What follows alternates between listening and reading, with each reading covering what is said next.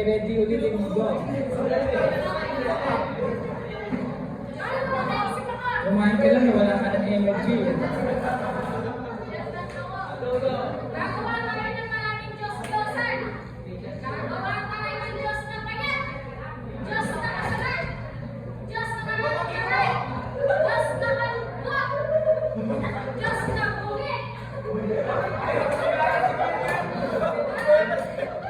Para kayo sila at walang makakilala sa Panginoon. Tinatawag nila. O, tawa kayo.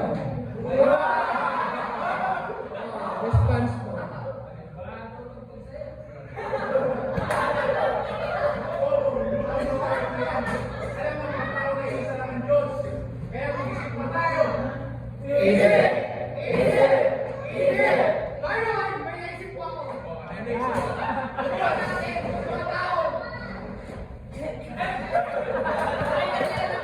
Ngayon lang.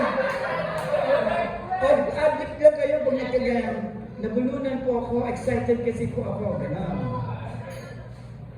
Go.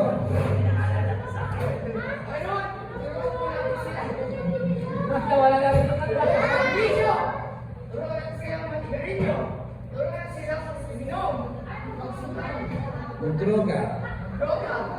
Maglalakay po babae. Opo, gumagawain na rin yan. Alam ng mga tao, tulong lang ng mga pastor na ibigin ng Diyos na divorce.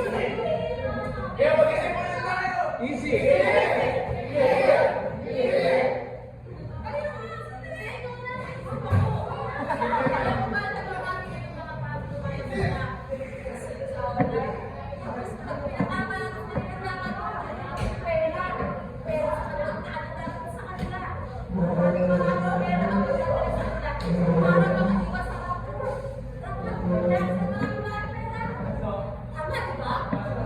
Hindi ganito. Turuan natin ibigin ang pera higit. Turuan natin ibigin ang kailangan pera higit sa Diyos.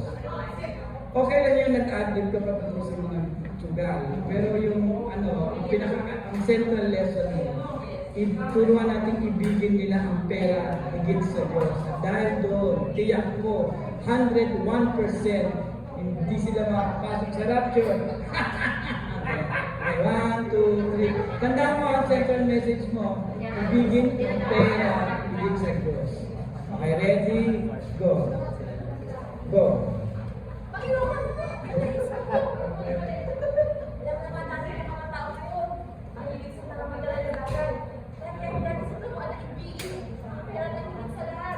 Sambahin ang pera. Tawag sa lahat sa tama na ba?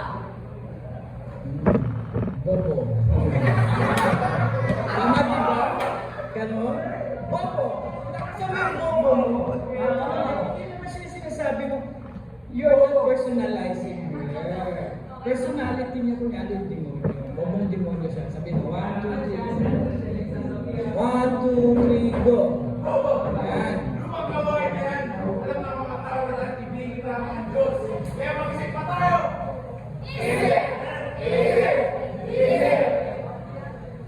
Go. Ikaw na. Sino na pumalit? Matatagal ko na madali. Okay lang. Panginoon, meron ako na isang dali. 1, 2, 3, sabihin mo. Panginoon, may naisip ako. Go.